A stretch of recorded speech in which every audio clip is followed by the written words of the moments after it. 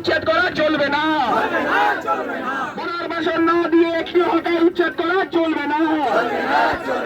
পুনর্বাসন না দিয়ে একটি হকার উচ্ছেদ করা চলবে না। উন্নয়নের ধুয়ো তুলে হকার উচ্ছেদ মানছি না। উন্নয়নের মিথ্যে কথা বলে হকার উচ্ছেদ মানছি না। মানুষের রুজি রুটি কেড়ে নেওয়া চলবে না। হকার উচ্ছেদের বিরুদ্ধে সমস্ত মানুষ এক হও।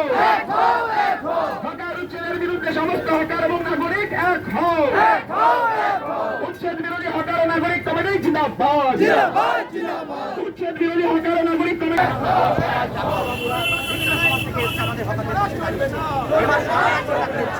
একটার পর একটা নির্দেশ দিচ্ছে, যে নির্দেশে বলছে কয়েকদিনের মধ্যে আমরা হকার উচ্ছেদ করবো।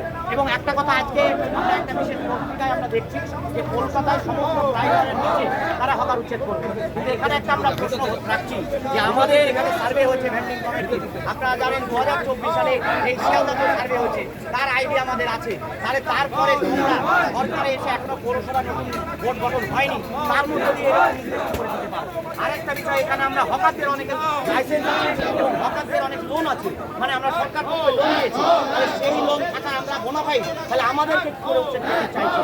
দ্বিতীয়ত হচ্ছে আমরা রাস্তায় ফুটপাতে যেখানে আমাদের হকার ভাইরা আছে তাদের উপযুক্ত পুনর্বাসন, এই শিয়ালদা চত্বরে পুনর্বাসন ছাড়া আমরা যাব না।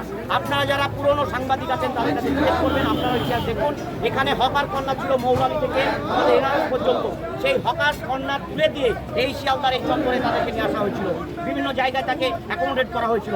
তাহলে সরকার আজকে এভাবে আমাদেরকে উচ্ছেদ করতে পারে না।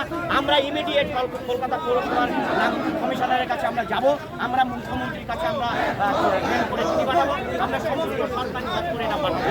আমরা তার ভিত্তিতে নাগরিক সমাজ, নেতা, যাত্রী সকলকে ঐক্যবদ্ধ হয়ে আমরা আজকে অলরেডি অনেক